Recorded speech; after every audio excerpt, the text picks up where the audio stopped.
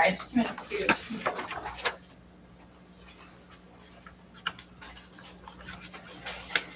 All right, now we're ready, Nick? Good afternoon, everybody, and call to order for the regularly scheduled City of Port Aransas Planning and Zoning Commission meeting Tuesday, July 27th, 2021. Item 2, public hearing. The Port Aransas Planning and Zoning Commission will conduct a public hearing on the following. Please limit comments to 3 minutes or less.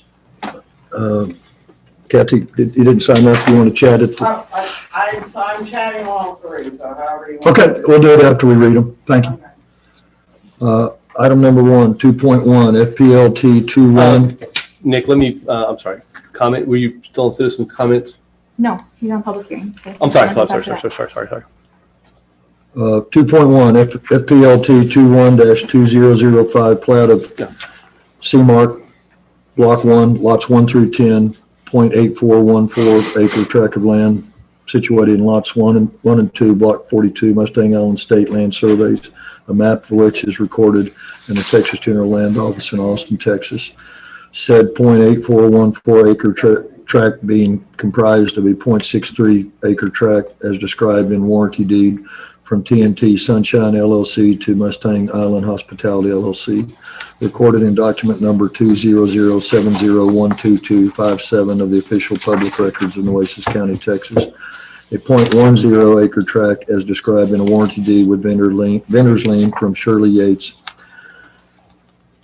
FKA Shirley A. Hart, first successor trustee of William S. Hart Revocable Living Trust to Naira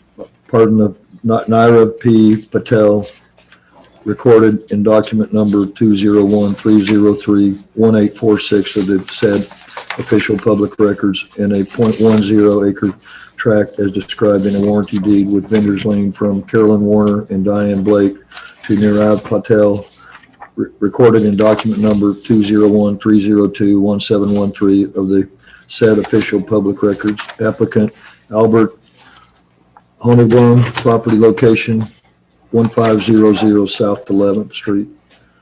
Item 2.2, PPLT and FPLT 21-2006, plat of Moorhark and Cud, being a replat of Lot 8, Block 19, State Land Surveys on Mustang Island, Nueces County, Texas, and being the same property referenced in a general warranty deed from,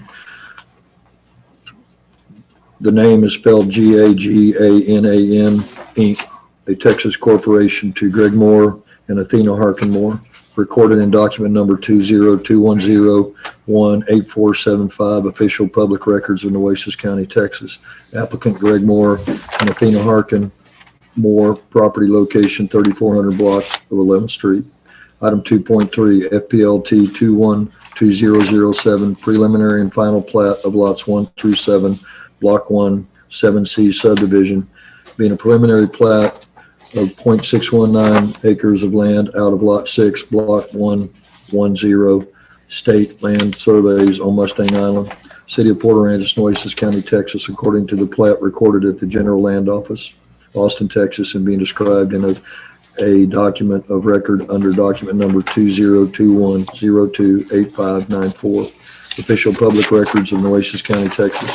Applicant 7 Seas Land Partners LP, Philip Becker, manager, property location 500 block of West Avenue G. This will close the public hearing. Item number 3, citizens' comments and reports. Well, I'm going to speak in the public hearing part, I think. So. Right now, you're up if you want to be, or we're going to let Rick say something. But he just has other public comments. Okay. It's okay. Okay, I'm not making a public comment. I'm doing this for public hearing. So if I understand this correctly, I actually have 3 minutes for each one. I'm going to try to do it faster than that because that's how we've done it in the past. So my name is Kathy Fulton, and I'm at 619 East Avenue B, Port Aransas, Texas.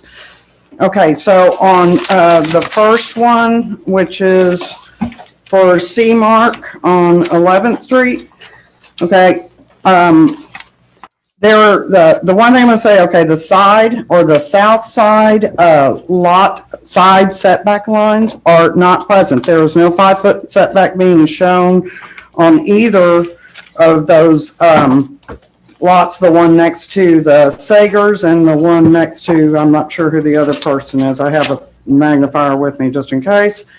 Then on the rear though, since that's also, that lot one is butting up against the Sagers, there is also, it shows only a 4-foot easement, but it doesn't show a 10-foot setback, which is required.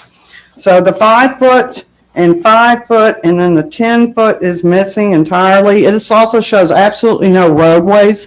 So I am having to make an assumption that they are just going to be pulling in off of 11th, or I'm sure unhappily for all the people in the R1 area of Whispering Sands, off of Whispering Sands.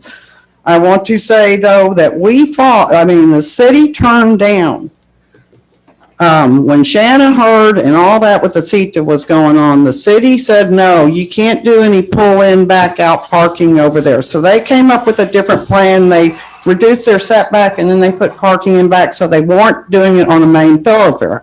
Fast forward to 2018 or the beginning of 2019, when Janice Snow's uncle or whomever owned the property over there, the Laughing Horse or the Rock Cottages property, offered to give the city land that they actually owned out, like they owned the whole street there at Trojan or something, offered to deed that over in exchange that they would be allowed to continue pulling in and backing out like was established already with the original buildings that were destroyed. Well, the problem is we said no. Then he came back with a hardship and we said no. We're not going to do that on these main thoroughfares. And yet here we are telling people you can do this on the main thoroughfare now of 11th Street when we have told everybody else no. Now, I get that we don't have to have a parking plan supposedly in just a final plat, which makes no sense to me, but we kind of need one with this one because right here, we don't know where anything's going. But what I see is there's too many units that aren't going to accommodate the number of people in the cars. And the pull in back out thing is unacceptable. So that's my first comment on that particular one. I'd like to move on. The next one I think is for, could I switch this up and, what's the last one? I'm sorry, I don't have my. What you need, I can get it for you. 7 Cs. Okay, 7 Cs. If you don't mind, let me switch to 7 Cs because the last one's the longest. 7 Cs, again, on this one, we don't know what this is going to be because there's no designation. Is this going to be a multi-family?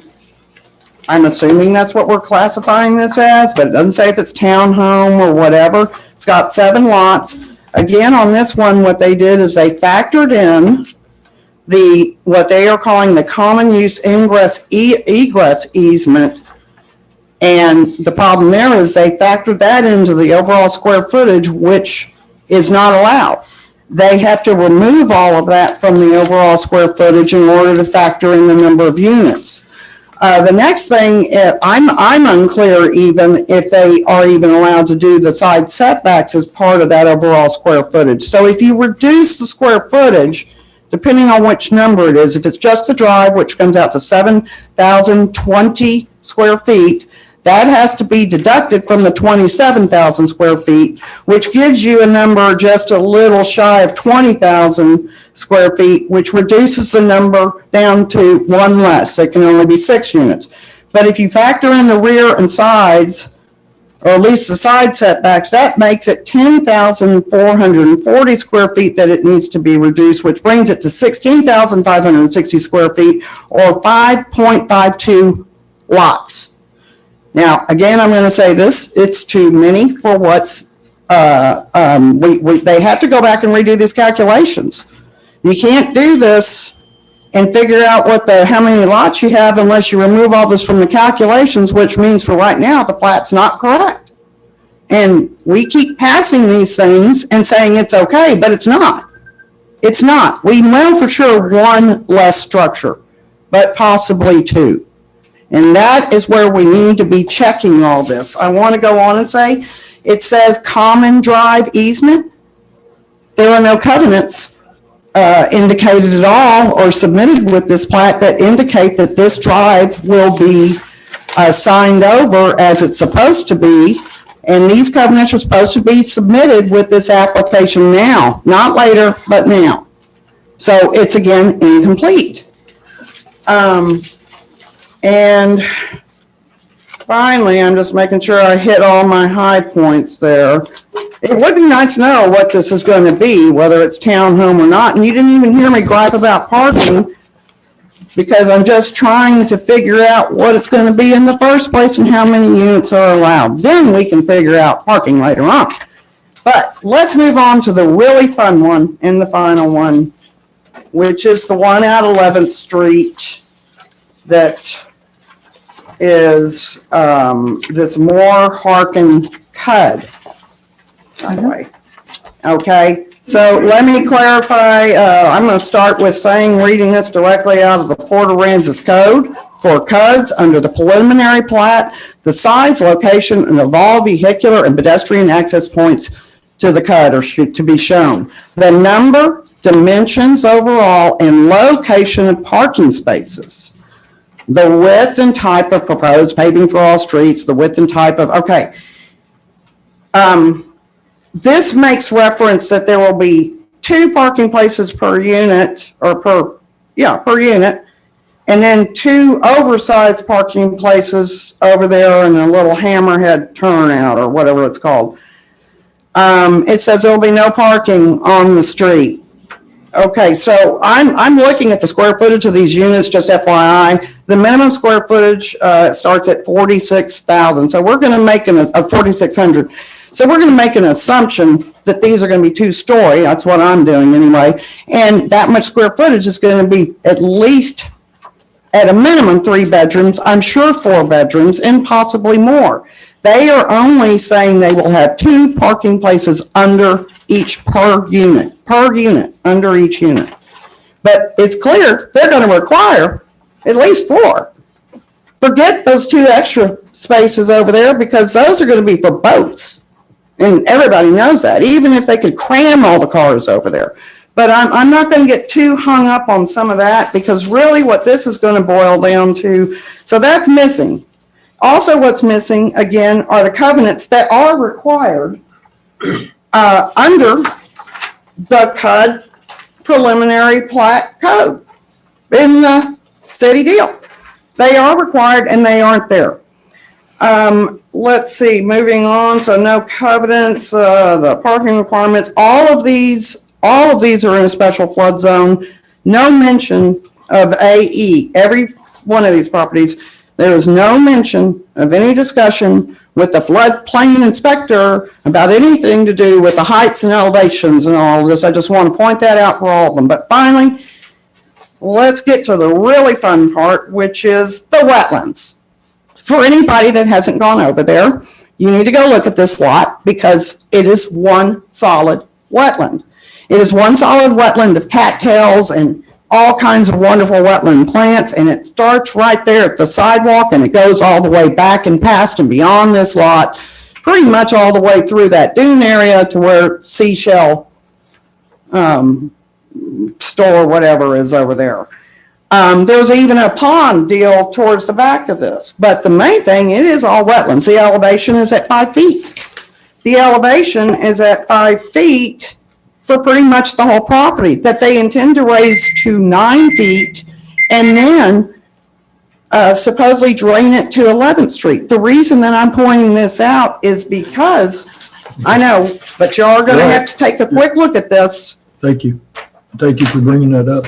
We need to understand this was passed as ordinance and is not codified, but it's in our codes.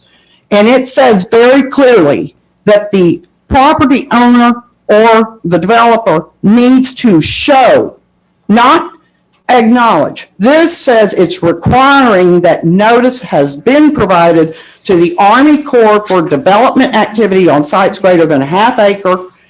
And it goes on, and this was entered into 2 parts. One was for platting.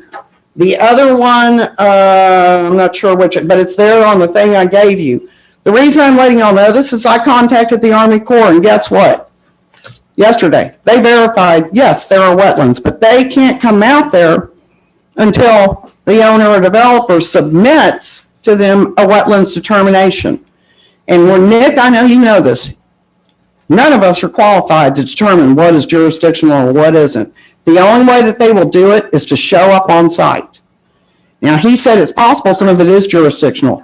What I want to say about all this whole thing is in a wetland and there is nowhere to mitigate, nowhere. And where is that water going to go when it's raised to 9 feet? You're filling in an entire wetland that's needed as a retention area for the properties that are to either side. We can't ignore this, and I got this verified by an attorney, and if I have to, I'm going to get that attorney and hold everybody responsible for not adhering to what is in our ordinances. Our code, this is law from 18. Thank you. Thank you. Ma'am, you didn't sign up, but do you care to speak? Lisa, he's talking to you. Lisa? Me? Yeah. No, thank you. Okay, all right. Go ahead, sir.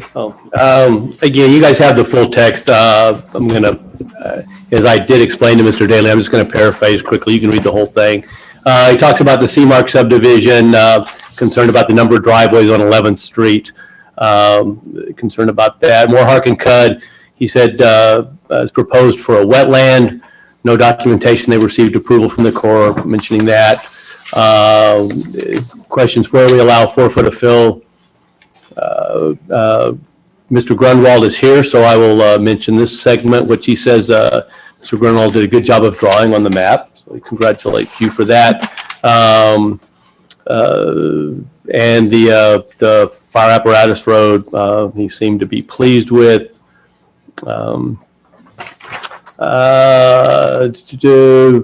Talks about the covenants for the CUD, about that 7Cs.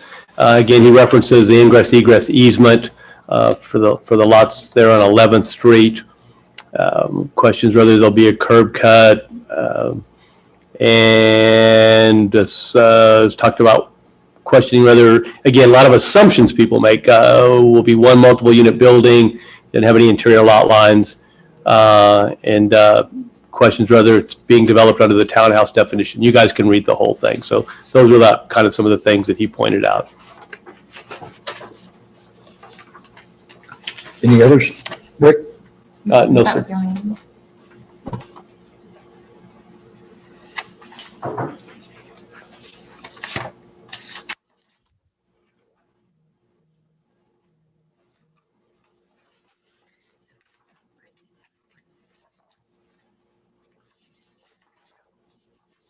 Beg your pardon here. We're going to close citizens' comments and reports. And item 4, items for consideration. Discuss and take appropriate action on the minutes from the Tuesday, June 29th, 2021 regular planning and zoning meeting. So I sent that to you guys ahead of time, the link to the minutes. The strange part is the 3 new members were not part of the last meeting in June, and 2 of our current members, Craig and Mike, were absent from the meeting. So Nick and Chad are the only ones that were in attendance at that meeting. Hey, Nicole, Yes. this is Marty. I remembered I was in the audience for that one. I went in just to watch, so. I thought that you were. So Rick is fairly confident that there's nothing keeping you guys from voting to approve them. Or if nobody that wasn't at the meeting wants to vote to approve them and only the 2 members that were at the meeting vote to approve, as long as we have no negative votes, then that motion would pass. I was in as the well. audience also. Yeah, no, from what I read and saw, it's an accurate representation of what went on, so. Okay. So just for feedback, I don't know whether I would qualify as a voting member or not, but. You and Chad and Mark. I mean, you guys are all voting members, so it's whether or not you feel comfortable voting to approve the minutes or not. Because I was in the audience, I saw it. Sure. Nicole, I read them. I did not find any conflict with the minutes, and with that, I'll motion to approve the minutes. Have a second? Yes. Second? Yes, I second. Okay, so we've got a motion from Chad and a second from Leslie. Okay, if we're all good. Okay, I'm gonna start with Chad Schmiedis. Yes. Okay, Leslie Smith, Yes. Mike Dayon, Yes. Barney Farley, Yes. Marty Phelan, Yes. Craig Scott, Yes. and Nick Lorette. Yes. Motion to approve carries.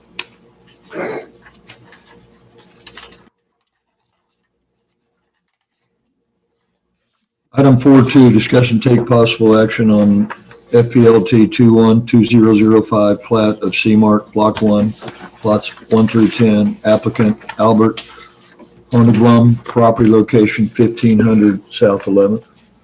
Rick? Thank you, Mr. Chairman. So this property, most recognizable for many years, is what we would call the Pink Motel property. For those that are familiar with that, down 11th Street. This proposes to take, is indicated in the application, the existing lots and reconfigure them into 4 that would front on the Whispering Sand side and 6 that would front on the 11th Street side. I think this is one where there was a comment about setbacks not appearing. Setbacks are oftentimes not, they don't appear on the plat. When they don't appear on the plat, our standard default setbacks always apply. So if there's not a rear setback, then it's 10 foot. If there's not a side setback, it's a 5-foot setback. Same thing with the front. Easements are shown, but setbacks are not a part of the plat necessarily.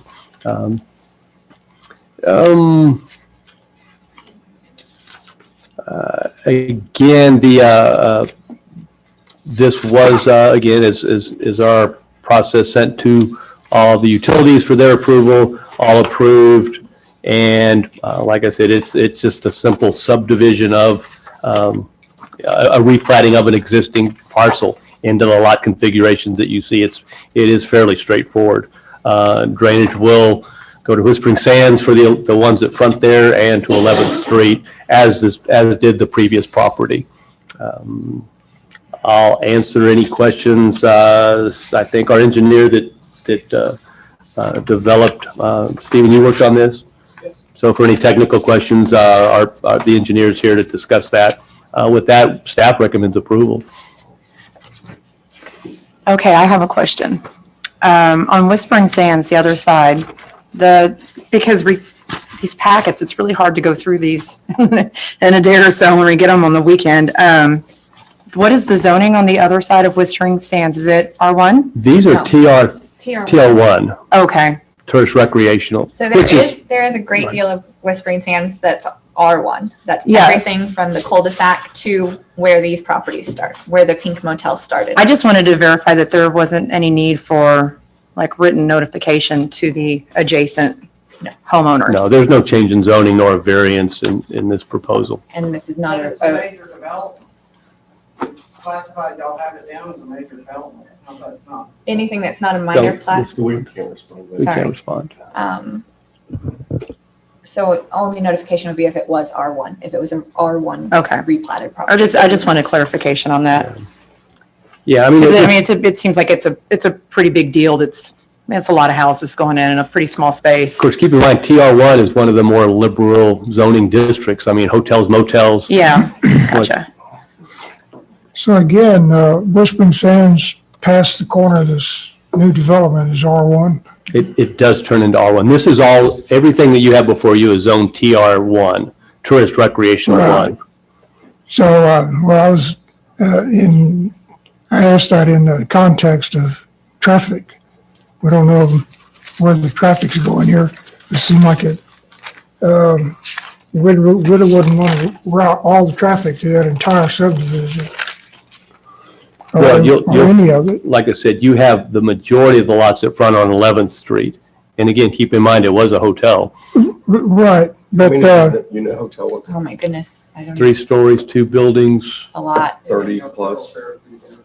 They had, and all the access was out on 11th Street for that, all the ingress and egress. well, they had quite a bit on They used Whispering Well, Sands they- as well. Yeah, I mean, they, There was a way to get out. Oh, there was a way to was- get out, yeah, there was a back People door, used it as a thoroughfare lot. but their access was off of 11th Street.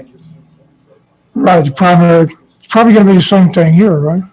No, sir, so Well, no, like I said, there's 4 lots at front on Whispering Sands, just 4, and then the 6 front on 11th Street. So 4 of them will come onto their lots through Whispering Sands, like 4 individual house lots. And the other 6 will enter their That's lots 11, through. Right. that's Whispering Okay, Sands. those right there. And 4. You can't Okay. cut through the Whispering Sands lots to get to the 11th Street lots. You can only access the 11th Street lots through 11th Street. You can only access the Whispering Sands lots through So Whispering these will have to Sands. back Okay. on, they'll have to back up onto 11th Street. Okay, so if these are, just, those people are all going through Sibley Sands. 4 of the Those lots. 4, yeah, Yes, sir. Just 4 lots, correct. okay. So the use of this is not gonna be residential, right? I believe it is going to be residential. It's zoned for short-term rentals, but they're going to be single-family homes. That's all Right. they're big enough for. Okay. They're not big enough to be rented short-term? Every lot is big enough to be renting short-term. Right. There's not a lot size requirement for short-term rentals. Right. The zoning Zone, dictates the use. Right. So Okay. the zoning. All I'm saying, There'll be single houses on each Right. one. all I'm saying is if they're loaded with people, then all those people go through the neighborhood to get wherever they're going. Sure, anybody would have to go through Whispering Sands to get to the lot.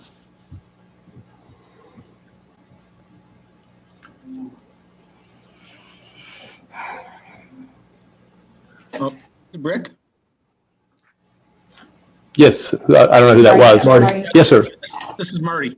Is the engineer available? Because what I'm curious about is for the preliminary plots, 2137, I think it is G, it says the proposed general plan for stormwater drainage sufficiently detailed to indicate the location of the drainage and the structures and the directions of flow. This is a special flood area. I really haven't seen anything with sufficient detail or with any detail to show me where this stormwater is going to go without going to the street again and backing up the sanitary sewer systems again. So is there something else that I'm missing or something that should be included that isn't, or what am I missing here? Well, I mean, the sanitary sewer system, I think is a, I don't think we want to necessarily confuse that with drainage. I think that was an incident that we've talked to the water district, and we're going to have them come in and visit with you about that. But that was an inundation with a pretty monumental rain event. So I don't want to, I just want to make sure we're transparent, we're clear about that issue that occurred. But I don't know, Stephen, if you want to come up and talk. The master drainage plan for a project such as this, and Stephen can add certainly much greater detail than me, but would have the water carry to 11th Street, which is designed to handle the lots that front 11th, and the same for the Whispering Sand. But Stephen, you're better equipped to answer that. Hello, everyone. Stephen Greenwald with Urban Engineering. There really isn't a preliminary plat that's required for this project because we're not extending any public streets or any public utilities. So there's just the final plat in front of you for consideration. We will have to submit at some point a set of site development plans that'll show grading, that'll show utility connections, but that's something separate that will come later. So your position is that this preliminary plan isn't really necessary. All you really need is the final plat? Correct. So that is accurate. What's before us now is essentially courtesy and not necessarily required at that point. Is that your position? I mean, all that's required on a project like this where there's no street or utility connections or extensions required is the final plat. So that's what we've submitted. So this is the final, Correct. Correct. absolute final. And this is all we get to judge it from. Okay. I mean, there's no street extensions required, no utility extensions required. That's some of the information that's shown on the preliminary plat, but I understand that. What I'm trying to figure out is where the heck, when we develop this property out in a special flood zone, where that water is going to go in sufficient detail, which is what the ordinance requires, but other than it just goes to 11th Street. It's not sufficient detail for me to judge what the impact is. Now, we can have a conversation offline about what those storms meant when our storm system confounded our sanitary system, but that's a public health issue. But putting that aside, the requirements for this are to have sufficient detail to understand that water flow. In this package, in my estimation, Well, Marty, what ordinance are you referring to? Because this falls under a major development, and it specifically references in the ordinance that it doesn't require the preliminary plat. Now, remember, we get civil plans that have the drainage, the paving and drainage details that have to establish all of those things that you are mentioning. But it is not part of the platting requirements per our ordinance for a major development. well, this is just a major development like any other. It's not a special, right? So it doesn't fall into a nut or a cut or anything like that, right? Correct. So my understanding on 2137 2G was that it had to, and I got to find it again because I had it. I know what you're looking at. That references a preliminary plat, and that's not required for this submission. So there's no preliminary plat required, so you don't have to comply with any of that, is what you're saying? Or is this the combination preliminary and final plat? All I'm saying is that the ordinance is very specific. I don't know how to tell you, Marty. The ordinance tells exactly what's required to be submitted for a major development, and it's only a final plat. So what is submitted meets the specific definition of our platting ordinance and the statutory. And you're right. You're referencing a preliminary plat. And let me read the final plat. The final plat application shall include the same information as required under 2137 with the preliminary plat. Right? You're correct. The application, not the application. Isn't that what this is? An application for the final plat? It says subsection 1. What he's reading is subsection 2. Right. Subsection 1 is the operative part. You're reading subsection 2. Okay, we'll go back.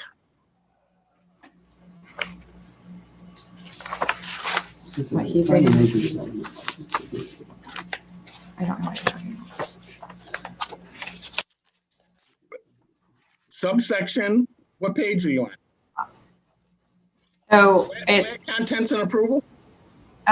yes, sir. So 2138, you were just reading, the final plat applications shall include the following: the same information as is required under section 2137, subsection 1. What you were referring to a minute ago was under subsection 2. I understand. I got you now. So bear with me. Okay.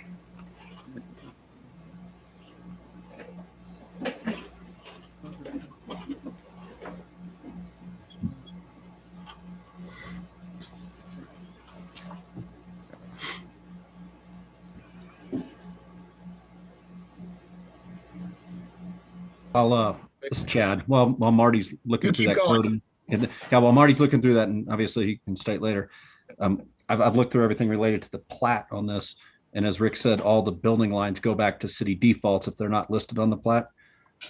When we get to that point later on, I think before they submit the final, before the plat is signed at the city, I think they at least need to get those building lines on there. I mean, it's an easy add to make sure that it's correct, and will at least answer some of the public's, it'll address some of the public's concern that they weren't put on there, so that they're not coming back to your office saying, why weren't these on there? I think it shouldn't be that hard to add to it. The front and the rear building lines are shown. There is no perimeter building line on the sides, which should be 5 feet. And if we need to add that and make everybody more comfortable, we can. There's no interior building lines either.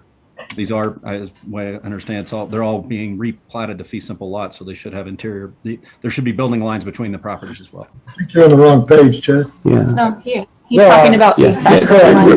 lines here. Don't show interior side yard setback lines because it starts getting cluttered. I mean, there's. Right. There's no requirement for that on a plat. If it's not shown, it falls to the city's default. And we have drawers full of plats that don't show building lines that still adhere to the city setback requirements. It's required on our building permits, Yes. and so it can't get past a building permit without them on it. And that's the check and the balance. Yeah, it doesn't mean we don't hold them to that and that they get a pass on setbacks. If it's not shown, it's whatever the setbacks are at the time that they come in for development. That could change. I mean, they could increase setbacks. So like I said, but it's not required of platting. It's not a required item statutorily or by our own ordinance. Okay, I was looking at item number 5 in the application that says all lot, block, and street boundary lines with blocks and lots numbered or lettered consecutive, the area of each lot in square feet or acreage, building lines. Required yards, adjacent street easements shall be shown and shall be defined by dimension. And I know I understand what you're saying, Rick, that it defaults back to what the city is, but I'm just looking, if we're going to check the boxes, number 5 says the building line should be there. So I think they should add the building lines.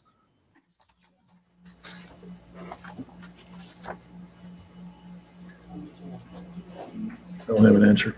I mean, my answer is that it has to be on the permit application to build the house. So, and by default, it's 5 foot on the sides, 20 on the fronts, not counting the corner, and 10 on the back. Been that way for a long time. And you can't get a building permit without them on there. It's not the question on the table, though. I think that's it. Question on the table is, does this application have to have it or doesn't it? What are you saying, Marty? I don't understand. What's the question on the table? Be there or don't they?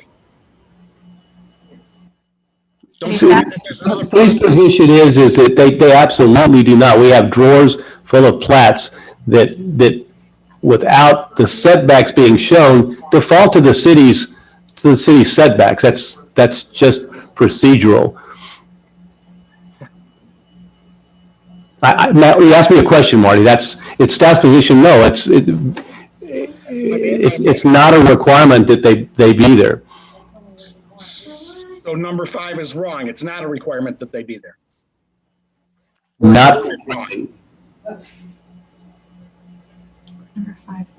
Or it's worded wrong, right? And it says if anything by default falls back to the city. But that's not what it says, right? It says that. The ordinance doesn't say that. Yeah, I don't know. What are you looking at, Marty? Yeah, never mind. Keep going. It's on page 6. It's on page 6 of the whole agenda. You're talking off the application, not out of the ordinances. I'm not talking out of the ordinances. I'm talking on the application, line number 5. I mean, Yeah. So where I'm at on this is I would throw a motion to approve this plat because everything else makes sense, with the understanding that before it gets signed and finished at the city, they just go back and add the building lines. That's the only. Not the building lines. I don't think Number 5 says they're supposed to be there. anybody's going to object. So the negative part about putting building lines on a plat is if those building lines are ever changed in the future, if the city decides they want a 25-foot setback and a 10-foot side setback, they're platted with building lines. So we have to let them adhere to the 5-foot platted setback that they have. If you leave them off, we can go with whatever is in place at the time. Good point. But still subject to a building permit application.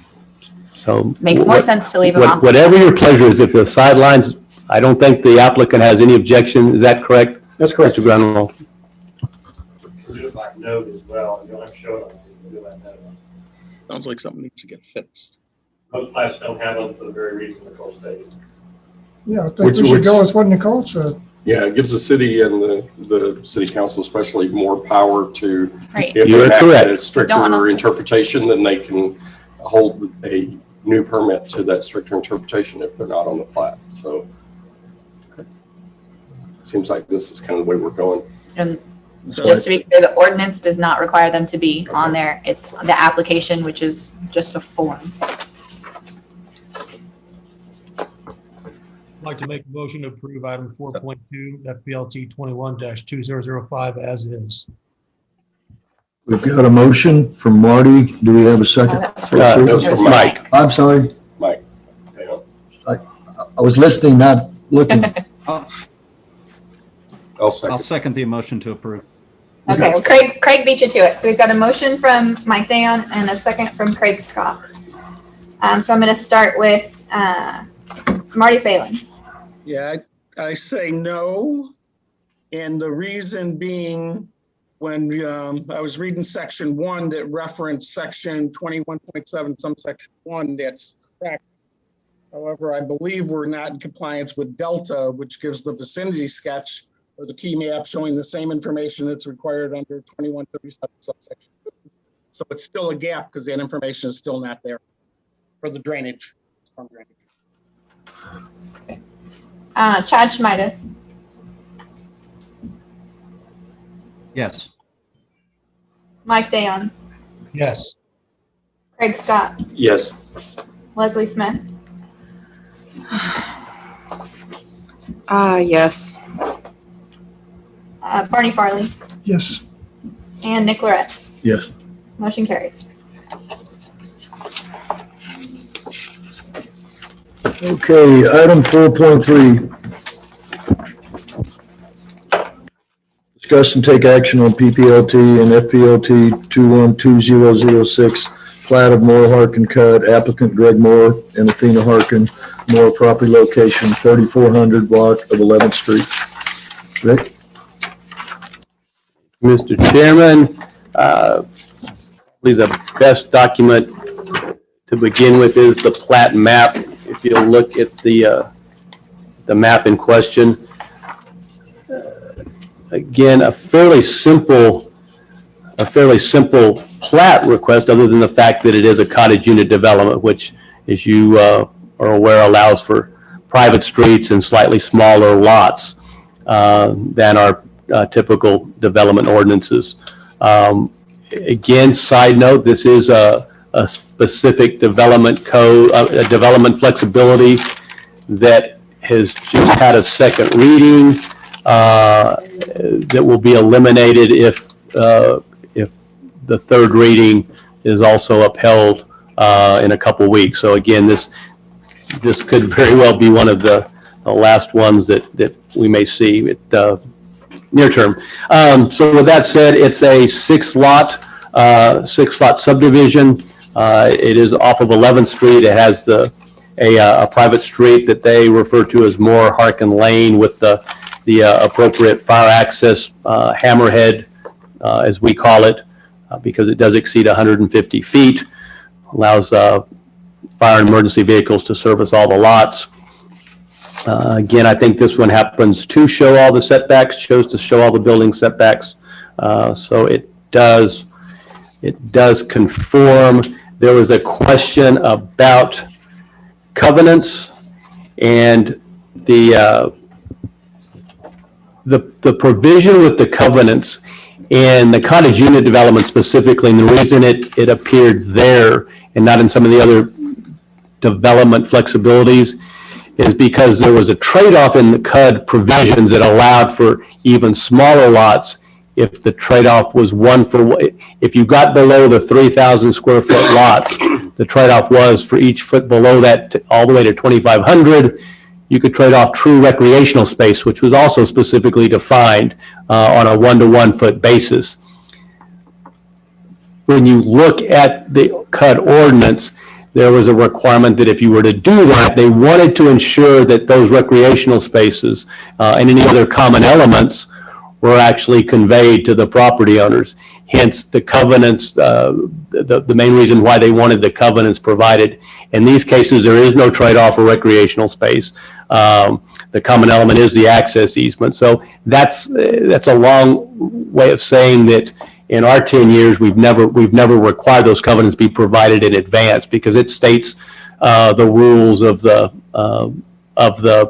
development, be it a CUD or anything. It's like an HOA set of documents, and some of you probably have more experience with that. So I know there've been a couple of questions about that, but it essentially it just specifies those areas. In this case, there isn't any of that recreational trade-off or anything of the nature of that. A couple of back and forths between the reviewing engineers, and ultimately, I think all those issues were reconciled, and we do have that final letter from Hanson as our reviewer that with the adjustments made, does indicate that it is in compliance with our current set of ordinances. Again, utilities polled, utilities all approved. And again, this is another one the staff recommends approval. Hang on a second. So there was a question, and let's talk about this. There was a question about wetlands. So, and Kathy is absolutely right that we did make some changes that is in the ordinance, but I'm afraid she might have misled you to believe what's actually written. So if you look at what she handed to you, it's very clear, and it was a small step in requiring that on any development. Let me preface it all by saying she was also correct. None of us have wetlands expertise. That's a federal Army Corps of Engineer jurisdictional authority that they have. We don't have the staff nor expertise nor ability to enforce a violation if it were to occur. And so our development, so our code of ordinance has 25-146, perhaps, and it's a long-standing one that says it is the owner's responsibility to determine if they have any wetlands on their property. Because simply there is no other way staff could go and look and see if the cattails that we would observe are technically a wetlands or not. And it wouldn't matter whether we thought it was. It's an Army Corps, it's a federal determination. But a couple years ago, we thought we would at least do one thing a little bit. There was one thing we could do, and that was at least put the Army Corps of Engineers on notice when there was development, not just on anything that we thought might be wet, but on any development that was bigger than a half acre. We said, we're going to let the Corps of Engineers know there's development proposed on this property. The best we could do is let them know. And if they wanted to come out and look, and we'd send them the documents, the same documents. You got a plat map, and I've sent 5, I guess, letters off to the Corps. I don't know whether they've responded or not. At the end of the day, the Army Corps of Engineers carries a large punitive stick in a violation. But the ordinance that Kathy gave you very specifically says that we give notice, not before a plat, that we just provide notice that there's impending development. If they come out after the plat's approved and said, hey, this is all a wetlands, that's still completely outside of our authority to do anything about, which is why we have consistently and historically not been able to do anything other than this most recent change, which is put the Corps on notice, there's potential development. The Corps takes it from there. So I just want to get that, Has that been done? want to get that out of the way. Is what, so it typically doesn't happen It doesn't- before the P&Z Right, process? if you look at the ordinance specifically, it's just, because if a development doesn't ever come through or plat didn't approved, then there's no point in sending that off. So as soon as those are done, then we send the letter off to Army Corps, here's what's happening, and again, it's up to them, because no matter what, they have the final determination, the authority, and the punitive stick that we don't have anyway. It's not our authority. So I just wanted to get that out of the way. Again, we've talked about wetlands multiple times. Maybe there's some additional steps we can take in the future, but right now, that's what's on the books. So, Did you say that after the plat is done and approved, then you notify? before development, right. Before development, but right. We'll send that off to the Army Corps, the Corpus Christi office, and tell them there's proposed development on this particular piece of property. What I said, but it doesn't still change our longstanding ordinance that requires the owner be responsible for that. So given the penalties that the feds, and again, I'll emphasize the federal Army Corps of Engineers has, I think it's safe to say that I've not seen a developer that has not done their due diligence to ensure they're not violating a federal wetlands. So How would they do that? By they hire somebody like Urban or another engineer to go out and they do a delineation, to find out. And it doesn't preclude development of a property. It just identifies those areas that cannot be developed and must be preserved and not filled, or whatever the circumstance behind the jurisdictional determination is. There's a lot of properties that are developed that have wetlands, or that's self-imposed, that build their own retention ponds that become a jurisdictional wetlands once they dig their own ponds. So like I said, That would be mitigation. well, not necessarily mitigation, that they would do it for retention or for whatever purpose. But again, my point is that developments still happen in and around wetlands all the time, but it's up to the property owner, as per our ordinance, to make those determinations. We simply don't. But we did add that piece that Kathy referred you to. Yeah, so you're not allowed to petition the Corps of Engineers, the city. Well, we would have no jurisdiction to do anything other than just notify them that, there's development. And again, if they're doing their job, they'll take it from there. The best we can do is put them on notice. Okay. And everybody agreed to that. That was an easy, an easy lift. So notification should produce a visit or whatever they're supposed to do when they're notified. I think most developers in that situation, for the punitive reasons that Rick was talking about, that can be so severe for violating the law, they hire an environmental engineer firm, and they go out and study and identify the wetlands in their opinion, which they're deserving of that. They're licensed to go do that. And then they go and meet with the Corps and go, this is what we came up with. Please review and give me your comments. And they work from there on whether it's mitigation, mediation, or we're not going to touch them. We define what we think the wetlands are. We're going to develop around them. And the Corps goes, that's great, that's bad, we want you to do this. Okay, so it goes That's from the the process. engineer to the Corps, Right, sort of like the Corps itself, yeah, right. because they're licensed and all. We're just not involved in that process at all. Huh? We're not involved in that process at all. The city council, planning, and zoning. They can't be, they just don't have any expertise in it. Well, we have no authority. I mean, if we saw somebody in there building a house over a wetlands, We would call them. We would call the Corps, and that's all we can do. Yeah, well, my question about you dealing with the Corps was, if the city council said, there's no way that the city council is going to go, we're going to notify the Corps, we're also going to ask them to come out. That's not necessary, right? So, I mean, somewhere along the line, an engineer is going to determine if that's a wetland. In concert with, that's correct. the And Corps. in concert with the Corps of With the Corps. Engineers. And what we attempted to do was motivate them. If there was any question about them trying to pass on it, it was clear, we're going to notify the Corps. So, not that we've seen any developers that have shirked that responsibility, because the penalties are significant. But this was just one added thing we could do, is let them know this is going on, and if they chose to come out and look at it, or when they did.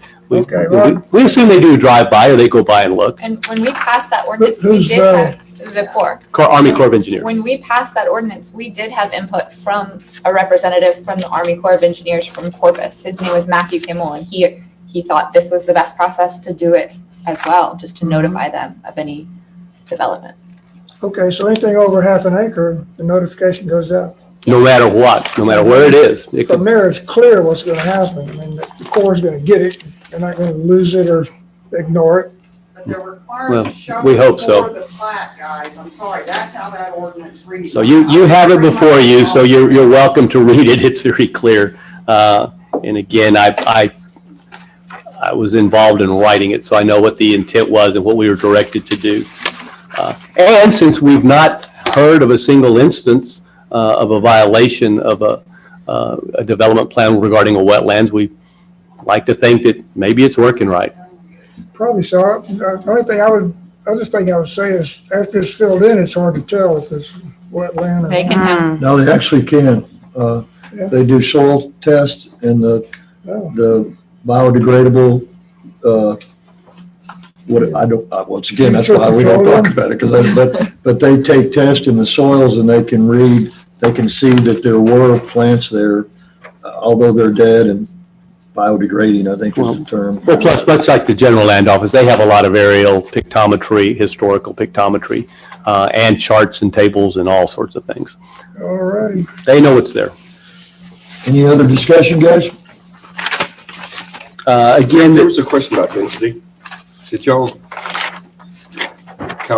do your calculations on this one?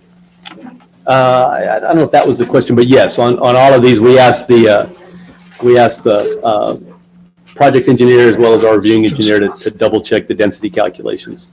And remove the roadway from that? Count? Yes. Okay. Always remove the road. I think the question was on the other On a plat that different we're one. talking about, but yes. Gotcha. Okay, I'm gonna invite a motion. I have another question, I'm sorry. I'm sorry, The hammerhead, who Mhm. determines the hammerhead? I mean, fire marshal. is that given up by the owners? Oh, yes, that's their property, but it's required to make sure our emergency vehicles have ability to do a 3-point turn rather than backing down a lengthier Right. street. So they're giving it up, is that a covenant? They're giving up room for that? It just becomes, in a cottage unit development, it becomes another lot that is their access road, because it's a private street. So, Okay. yes, they're giving that up for that sole purpose. Yeah, does it require a covenant?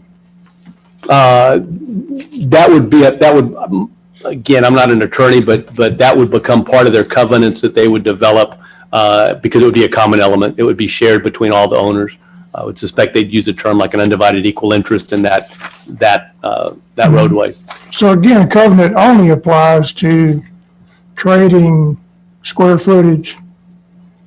You're giving up Well, the covenants could, in the form of common area or recreational. That's the only thing that ordinance. well, no, the covenant could span a vast number of issues. They could say that you don't, no gas barbecue pits out on a deck. The covenants could go into great detail, but it would also delineate the ownership of any common elements, how all that would work. But that's also listed as a plat note here. It's plat note number 2 on the final plat, that lot is a private street and owned by the HOA.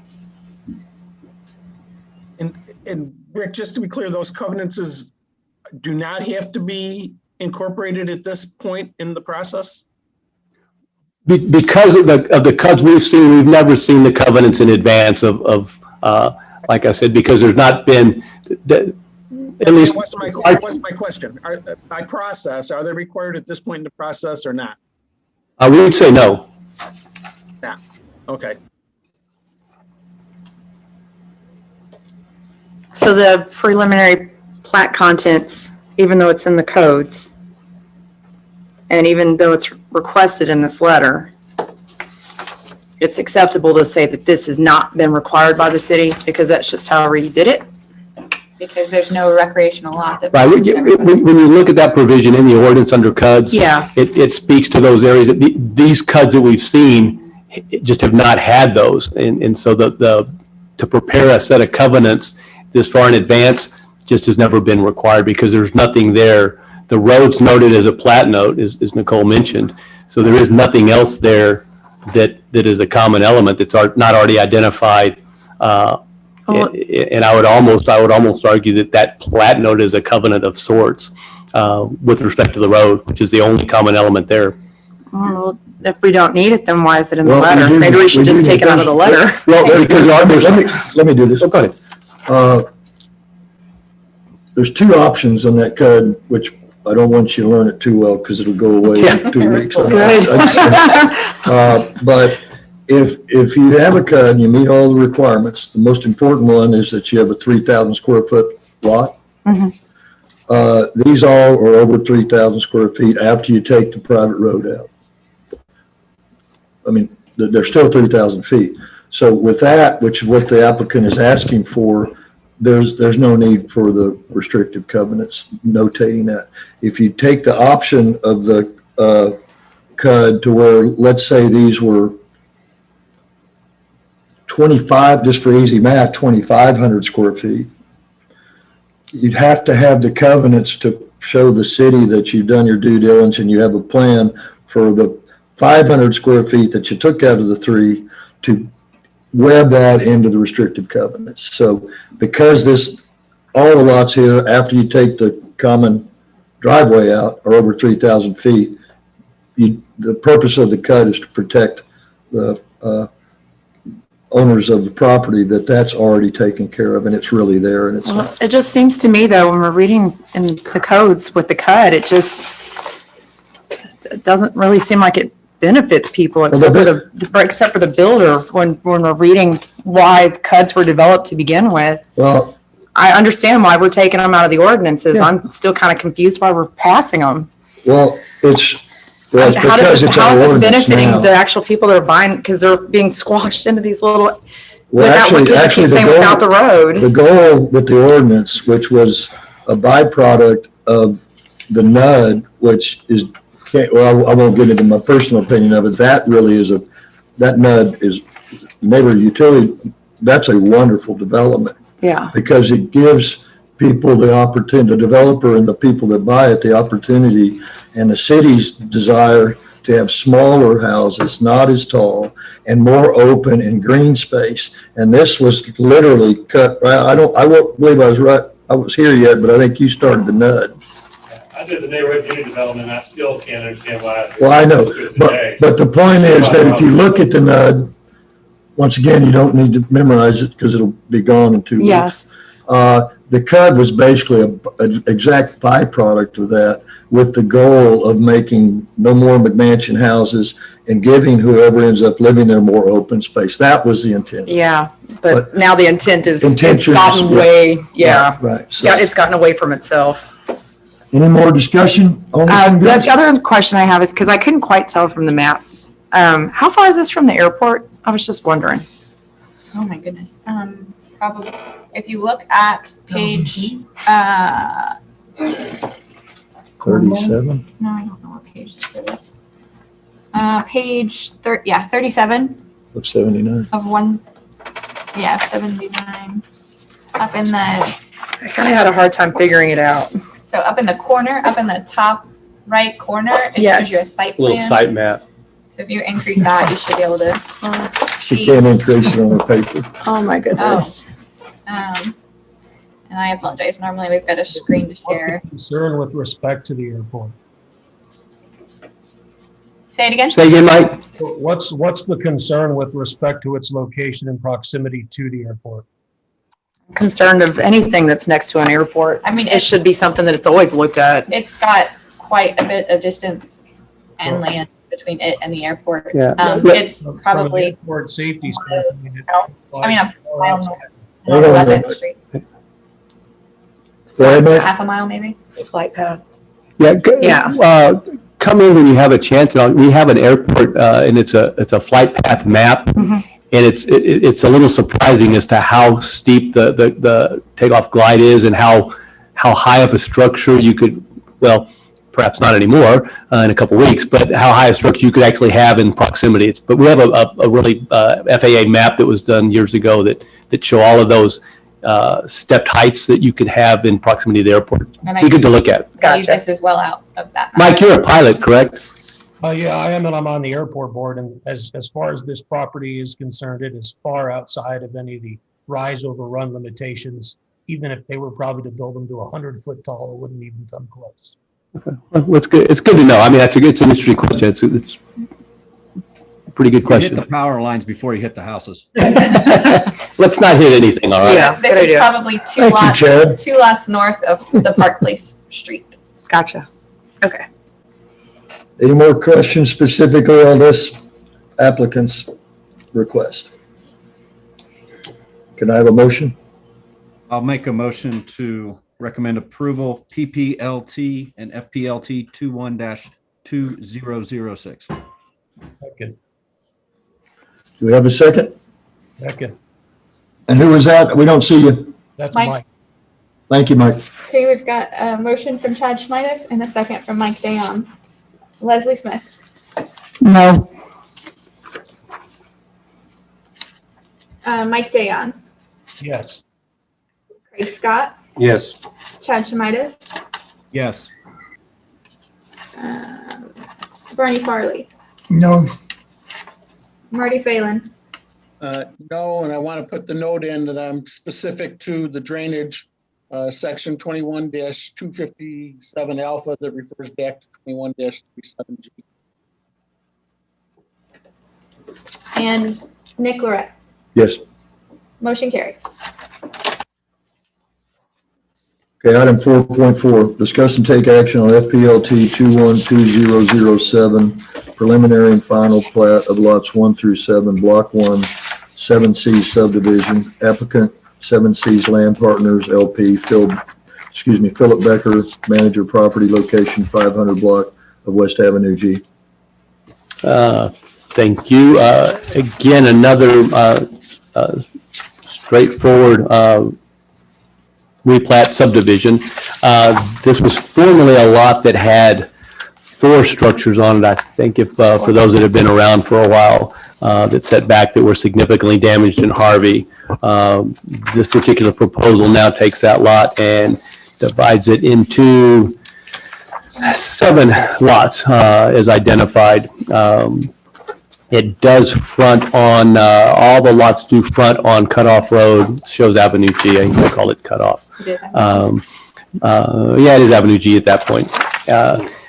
So there's a question about the ingress egress easement and any subtractions, but keep in mind all 7 of these lots do front on a public road, so they do have access. There's 2 TxDOT entrances. Again, anything on this, oh no, it's not. This is Avenue G. So Avenue G to cut off. It's still TxDOT controlled. So there's 2 entrances already that are cut there, which was the idea and the reason for the ingress egress, using those 2 rather than any additional ones. Which I have some printed copies. Sure. I have printed copies. Cool. Can I hand them out? Sure.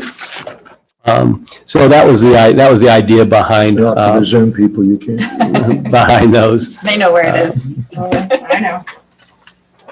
Just in case.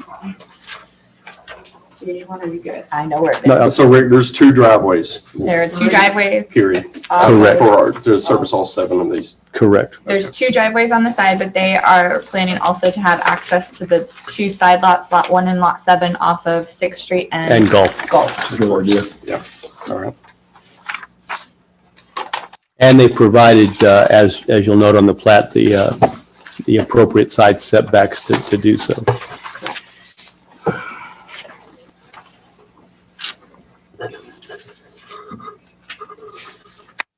Again, no issues with the reviewing engineer.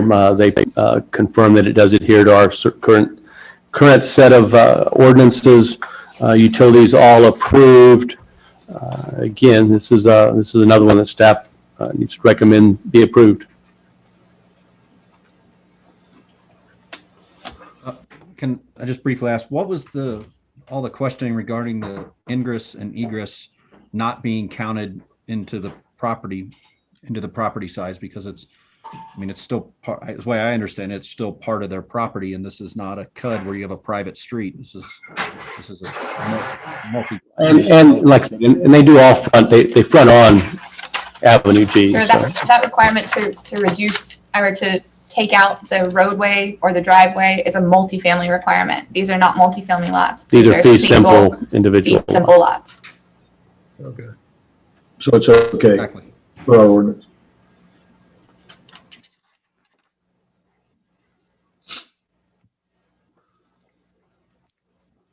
Anybody have any questions or thoughts, comments? This is also in a special flood hazard area, correct? I would say 90% of Yeah, Port I Aransas would is a agree, Marty. special flood hazard area.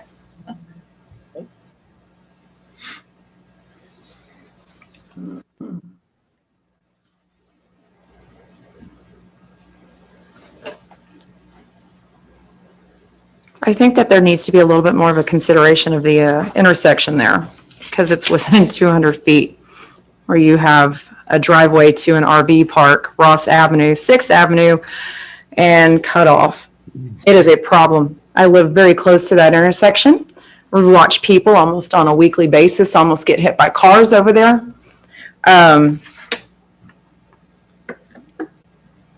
This is odd to me, how they're having I'm not sure how they're able to plat it where they're having a common driveway essentially. They're sharing that with the lots? It's an access easement that they that already- somebody would buy that knowing that somebody's going to drive across that. It doesn't front look part. like they factored the square footage in correctly. It looks like it's too many lots squeezed on there. So I think Kathy Fulton might have something there. I think there's too many there. So you don't have to subtract anything from the density calculations. The lot size is a lot size. Mhm. Those lot sizes, Kathy was inferring the multifamily. multifamily. Yes, This These is are- not multifamily. This is 7 single-family lots. yes. So I know she makes pretty compelling arguments, but she's incorrect. if this was not on TxDOT Road, they would not share that. They would have 7 individual driveways. Because this is TxDOT Road, they want to limit the amount of driveways. And so having 2 driveways into that property is safer than having 7 driveways exit onto Avenue G. So all of these lots are going to share entrances from Avenue G and exits onto Gulf or 6th, or the opposite. Entrances from Gulf and 6th, then exits onto Avenue G. It's confusing to me because, like I said, I live very close to the area. I'm not sure how they were exiting onto 6 to begin with when there were 4 units there. It's a very tight area, and you can actually see where the shadow was, where the little dirt road was that So they used. They shared it in a much similar way, where they could enter in through those 2 driveways and they could exit off, Yeah. off. So is this something that we would just, if there's a problem later, we're just gonna have to contact TxDOT when there's a traffic issue? That's what because there's a traffic problem now there. Well, I mean, it is a. Because I know that road. TxDOT is looking at that road. I think, aren't they putting in some I think they're putting in some streetlights? lights. There's a problem on that stretch of road right there where it curves, where the crosswalk is with the multiple driveways. I'm wondering if this maybe should have, it's crazy to me. It just comes in as a major development and they don't have to have any more in there for the parking, the driveways. It's just, that's what it is. Because it's a problem. And I'm actually surprised that there aren't some people in here speaking about this, because this affects everybody in town that drives through that area. It's a big problem. I'm telling you, I watch it from my deck. I watch cars blowing horns at each other, almost hitting each other. And I understand that they're going to share a driveway, but it just seems like there should have been a little bit more detail put in the plat on this one. When I'm looking at, let's see, What kind of preliminary details, plat, Leslie? like other natural features in the area, location, width. What kind of details would it, I mean, I think it should have been a little bit more detailed with the driveways and That'll come at a later date. well, I mean, your aerial actually does a really good job. You Yeah. have it. That's, It just- Yes, that's what it's going to be. Let me ask you, Leslie, can you describe what the traffic problem would be? what the traffic problem is that people are turning on Ross and literally making a, they're A V turn. yeah, they're making a completely opposite turn, and then you have traffic coming from the other way. And then now we have the problem with the ferry traffic, as everybody's well aware of. The traffic is backing up all the way to the main intersection. That's always been the issue. That's Yeah, no, it's not new. No, it's really, really bad now. It's bad. It's been, I promise you, as somebody that lives in Channel Vista and has dealt with that ferry traffic. I feel it's so backed sorry up for you guys in Channel Vista. the whole time. Or Port Street's worse. That's awful. The driveways, I just don't understand how they're going to even, well, it it's just going to needs more, function it pretty needs much more like. detail. I'm just kind of curious how they're going to get that many lots in there with that many houses. And there's going to be enough room for them to drive through and pull in and out. It just looks like a squeeze. I don't think that they're going to be able to hit the parking Can I requirement. try it just because it's what I do for a living? Sure. The 26 feet is effectively the Yeah. private drive. Yes. I think, just somebody help me out, even though I know I'm supposed to know, a 24-foot wide public, you can have a 24-foot wide public street, correct? Or 20. Right. So I'm just giving you a reference. This is a very wide private street, not public. There's no parking in this area. That's all for two-way traffic, either entering or exiting the 2 entries on, I call it G, I call it cutoff, but I know it's G, and or exiting onto 6 and Gulf Street. It's actually a well-designed plan because the way it's designed now, the parking is going to be inside the actual dotted area of those rectangles. There won't be any parking on this street. How deep is that lot? Pardon? How deep is the They're, lot? It's 100? 100 feet. That's regular depth of every lot in town. And Leslie, look at your area is really good. It kind of helps. But if you look, My lot's 170. Well, you're not normal. I mean, you're normal, your lot's not. How about that? yeah, but if you look 150 is also, common. when we talk about the lots, keep in mind that what you're looking at on your aerial, you didn't have anything done on that area to the right as you're looking at it. So you had the 4 houses, but that other property was being used as parking. Yeah. So They were using. really, when you look at it, I don't know that they're maybe adding one lot from what was already there. Maybe pushing those houses together, but I mean, like I said, that whole area there that hadn't been used, that still would have been lots or So something. we're kind of there. assuming what they had before was okay. I don't think it was, but that's just my personal opinion. I mean, That's what I'm saying. I'm just curious, why wouldn't it have been okay? I'm just curious as to. I think that it's too busy of an intersection over there. I think there needs to be a little bit more done with the parking. I'm telling you, I took some pictures this afternoon with my phone. Those units, even squished up against the back of that property, the 100 feet, with those units and their parking and their little roadway in the front. I'm telling you, it's not going to work out very well. It can work out. The problem is that they're not going to be able to park in their designated parking spaces. They're going to be parking on 6th Street and they're going to be parking on Gulf, which are terrible roads to park on. That's an illogical assumption. I know you're just not understanding. It'd be nice if you had a plan, but that's not how it works. I mean, developers or individuals like this, they go through the stages of approval, because if it's not approved, they didn't waste their time on the civil engineering is where the drainage, and they didn't waste their time on the product development until that time. And then we have checks and balances and protocols where that engineer, the city engineer reviews it, and then the plans come in. But I could draw you some really cool houses with all the parking. How many parking spaces you want? Okay, help me out, because I'm not a builder One or a bedroom developer. is what's required. So if there's a 10-foot easement to the back of the house, Setback. a That's correct. setback, yes, and then we have 25 in the front. So then how wide would the house be with the parking spaces? So we're just going to go ahead and make the assumption the parking is going to be underneath the house? You don't have to make that assumption, because Well, where's the parking going to be? well, it'll either be in front of the single-story house, up above the base So flood. how deep would those houses be? 64 If you were They building the could house? be, 64 it could feet be 64 feet. long, which is That's a big house. 69 by 24 on the top lot. Lot 1. You could On the build big- the house 69 by 24. I'm sorry, 69 by 20, 64 by 29. It requires an extra side setback. Oh, So yeah. They factor that into the lot size, so they make those ends And bigger. so that they're also supposed to accommodate the green spaces and yes, they have to have, 300 No, ma'am, and? this is not a multifamily. Right, we're this is not confusing a multifamily. So we don't development. have to have green spaces on these small lots? Right. You Don't- don't, so You you have a don't have to have landscaping green requirement, space. not a green Yes. space. Like the Please at least landscaping. consider what staff is telling you besides just what Kathy comes up and says. She confuses things sometimes. No, so- I understand, but And we'll point you to the exact specific things that we look at. So during the building permit stage, they're required to submit a landscaping plan. That Yes. landscaping plan is gonna have to meet a certain pointage based on the size of their lot. These lots in particular are gonna have additional restrictions because they're in our corridor.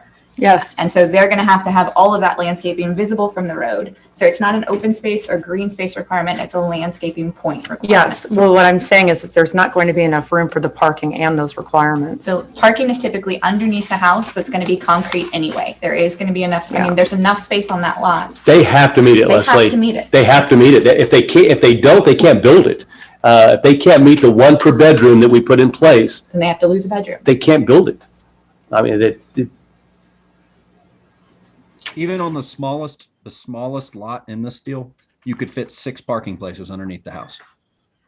So, I mean, they're deep lots. So you couldn't do a 6-bedroom house because you can only go to 27 feet. So they're going to be restricted on height anyway. There's a lot of checks and balances on it to where it works. I'm talking about in our ordinance. And and again, somebody, Chad, good point. I mean, they've now self-imposed a height restriction, which they hadn't had previously. Yeah. I think it's going to add to the congestion at a busy intersection in town. I think it needs a little bit more review. Hey, It's like another traffic light coming up. Rick, I'll ask a very simple question. Is it under the purview of planning and zoning to control the traffic flow on Avenue G?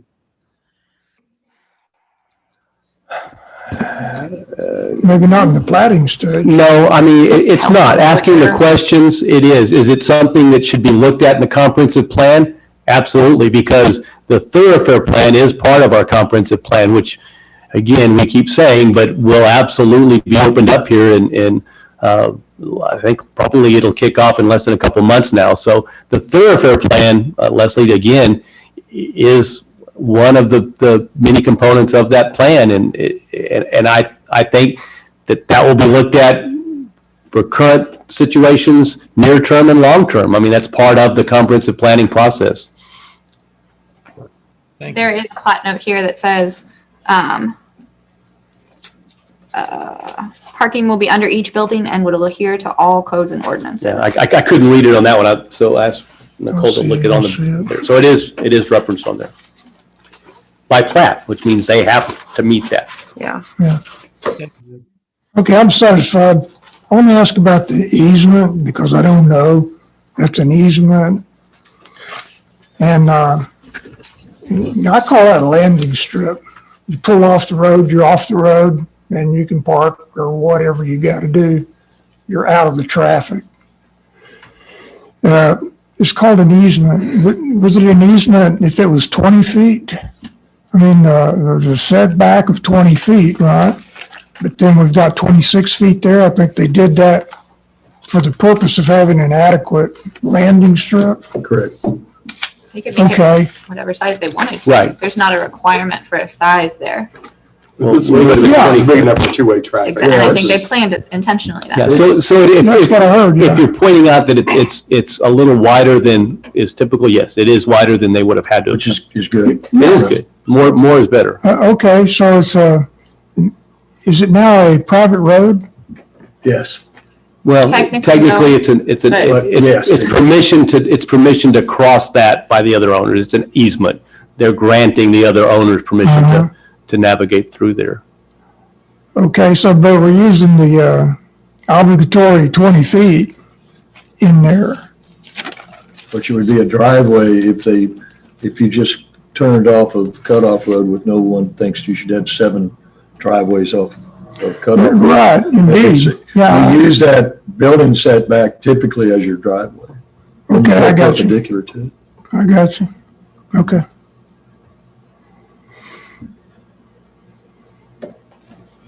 You out-of-towners have any comments? No, sir. Outliers, we'll call them. Renegade. I'll be there next month. No. Any more discussion? I'll invite a motion. I'll make a motion to approve item 4.4 FPLT 21-2007.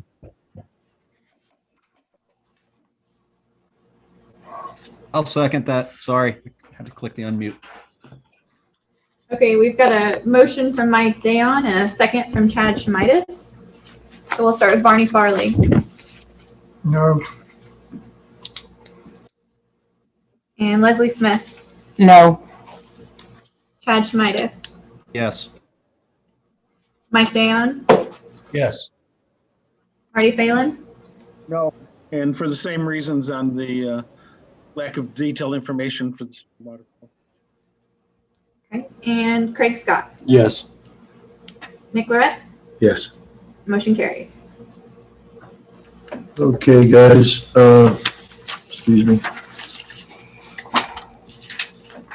We had a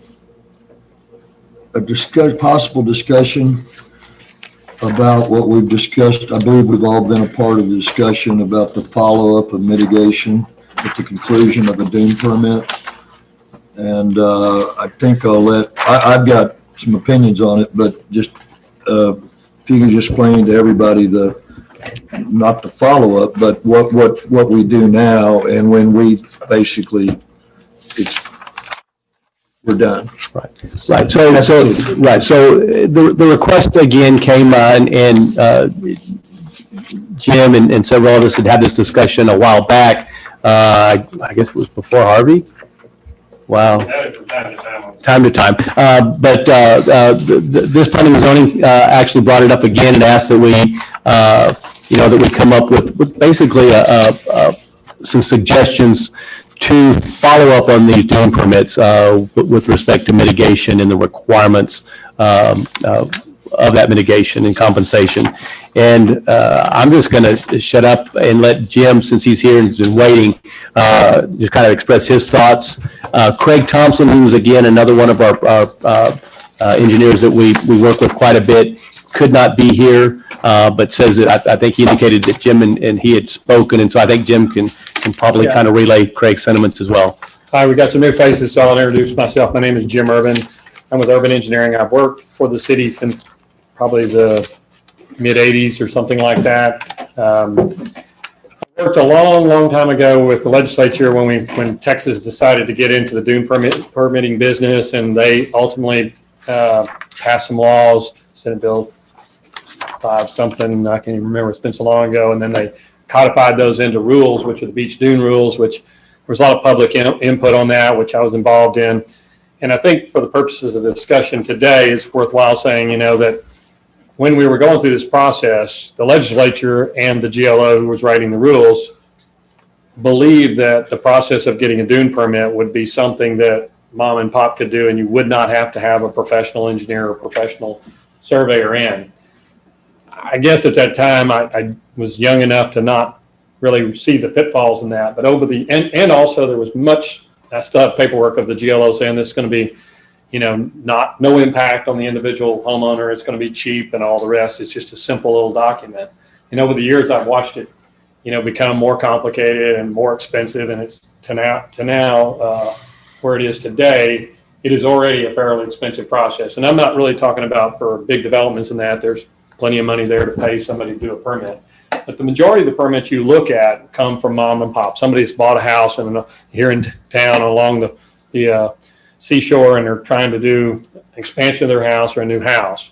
Granted, these houses today are fairly expensive, so maybe it's not that big a deal, but just to give you some sense of it, a typical residential dune permit on a beachfront lot's about $13,000 to pay the fee, plus the fees to the city to do the permit. So it's already more expensive than a building permit, which you have to pay, and it's a fairly expensive cost. I'm almost embarrassed by the fact, but it takes a lot of effort for somebody to really do what's in that coastal management plan, which I wrote in 95. There's a whole list within the legislative rules that say you have to do all these things. And in order to do it, you have to go to the site as either as a homeowner or as an engineer or surveyor, and take pictures, get elevations, and do all this stuff. And then from that, develop a dune permit. I gave you some stuff, which I know y'all have seen them, but I grabbed a couple of excerpts out of a dune permit, and one of them is fairly recent dune permit. Yeah, I mean, I just grabbed one, and I don't even know for sure which one it is, but this process requires you to kind of show where the dunes are in the topo. So the surveyor has to go out there in these dunes and, locate all the dunes. And then if you read the language in the coastal management plan, which is from the state rules, almost anything out there that is a bump, it represents a critical dune. When the legislature actually started, they said we want to identify critical dunes, and the legislature themselves thought there was going to be critical and non-critical, but the GLO kind of trumped them and came and said all dunes are critical, so all of them are out there. So we find ourselves in some of these very far back from the dunes in somebody's yard, a little mound this big, and the landowner doesn't realize that's a critical dune by definition. So we identify these things. And then the engineer that's representing them puts their site plan on there, and their site plan overlays some of these dunes, and those are considered impacts. And so the The way the process is you have to compensate by relocating those dunes, and to the greatest extent practicable, you have to locate those dunes seaward rather than landward. So people out there in the front trying to get up close to the beach can't go and take all the pretty dunes, stick it behind them, and move their house forward. They're supposed to mitigate forward on those. So the whole process is way more complicated, I think, than what most people thought originally, but I think it's a good process. And Port A over the years has been complimented by the GLO and others for doing a good job at it. And I'll say there was really no specific thoughts at the time we did it about how we would actually verify that mitigation got done. It says it's got to be done, but there's nothing within the beach dune rules or within our plan that says, 36 hours after you got to go survey or anything else. So, for many years we felt like we were doing a pretty good job, but with anything out there, there will be somebody who will try to cheat the system or will inadvertently make a mistake, and compensation may not be adequate for what was impacted. So I think more recently, Nicole, this came up on a particular permit, where it was obvious that there was an issue. And so the GLO came in and said, hey, you're supposed to be verifying that. How are you doing it? And we honestly, as a staff, tried to decide what is the best way. I think some of the input I got from the staff about what the P&Z was saying, hey, we want to do something, but we want to do it, and we don't want it to cost more than $200. Well, I'll just tell you that there's only 3 or 4 ways you can do it. The way we've been doing it is kind of randomly going out and checking and having staff go out and look and see if it looks like what's on the plan. But I will tell you, even as an experienced engineer, sometimes it's hard in the field to actually look at that drawing and decide whether it's been done properly, because it's topography and it might be a track that doesn't have anything around it to reference where you are on the ground. So about the only way that I can do it is by sending a surveyor back out there and trying to compare the post-construction survey to the agreed mitigation. That's how I would do it. And just, you can do it a couple of different ways. That's really the only way I think you can prove up that you've done it right. You can go take a look, but as good as Rick and Nicole are, probably as good as we've had in the many years we've been doing this, it's probably more than you can expect that they would be able to go out there and say, yeah, you got it exactly in the right spot and exactly the right height. It's just not that easy to do. So I think if you really want to try to hold the applicant responsible for doing that, you have a couple ways. You can either say, okay, we're going to increase the fee, and I think it's probably a reasonable amount is about $1,500 to have somebody like our firm go back out and check somebody, because we have to drive from Corpus, and it's a field crew that set up their gear and do it. So it takes about 4 hours for them to get there, do it, and go back. And then some engineer has to take that data and compare it to the original dune permit was there. So it's not $200, it's $1,500. Now I will tell you that it's not easy for me to check. And I was going to say one other thing. We do submit dune permits, but when we do, it was Naismith, but Hanson reviews them. So let's say if I'm the reviewing engineer, not the submitting engineer, I don't have the data that person put together, that electronic file, to be able to say, okay, here's the shape file or whatever it is that shows that dune, and here's what we topoed to be able to overlay it and see if it's right. I'd have to go to them and get it and then go through. So it's more complicated that way. So one of my suggestions was, if you could ask the applicant, to certify that it was built in accordance with it, but the applicant is just like the rest of y'all, probably not as familiar with that process of figuring out the elevations, and the applicant has the most to gain by fibbing on it, because they're the ones going to have to pay for it. So I don't recommend that. If you have an engineer or a licensed surveyor, both of those, I'm not saying they're all perfect, but they have a license. They're ethically supposed to do the right thing and tell the truth and do the rest. So if you required the submitting engineer at the end of the project to certify that it was done in accordance to their plan, if it were me and I was having to do that, I'd send a crew back out there and figure it out, and I would not sign it without knowing that it was right. So that's another way, which you wouldn't get involved in money, but certainly if I was charging $13,000 to do it without doing that, I'd add the 4 hours to go out there and the engineer time, and it would run it to $14,500 to do that. But at least at that way, we're not having to collect money, pay money, and do all the billing part of it. But I really think that's what needs to happen, is to require the applicant to get their surveyor or engineer to certify at the end of the job that it was done right. Right now, even when we submit a dune permit, that dune permit goes for 3 or 4 years. We're not in contact with that person for that long. And we're not asked to go back out there. So we have no idea what's done in the field as a submitting engineer with the application. So if you bind them into that to come back, you're going to get probably the highest level of assurance that that was done right. So, but it's costly. What's the time frame? I know we talked quite a bit about, obviously you can't have your vegetation up, or the applicant can't have their vegetation up right after the job, but that was the part I thought we were talking about, and y'all going out a year later that y'all were trying to look.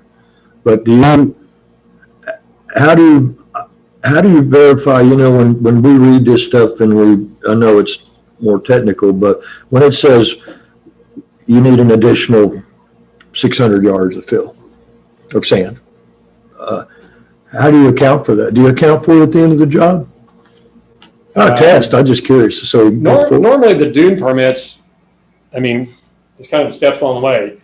When you go in and let's go to the first page there. That's the 604 ocean view. And I eliminated all the application stuff, just got to the exhibit. So you go and look at this is a typical one. So you see a drawing. And this is one you guys looked at fairly recently on the corner of Ocean View and Avenue G. Can't see. Let's go to the next page. I'm sorry. This is in the corner there. It's not so important where it is. It's just I'm trying to get to that first topo. All right, slow. All right. So this exhibit shows what is considered the critical dunes based on the criteria. So the green shows critical dunes.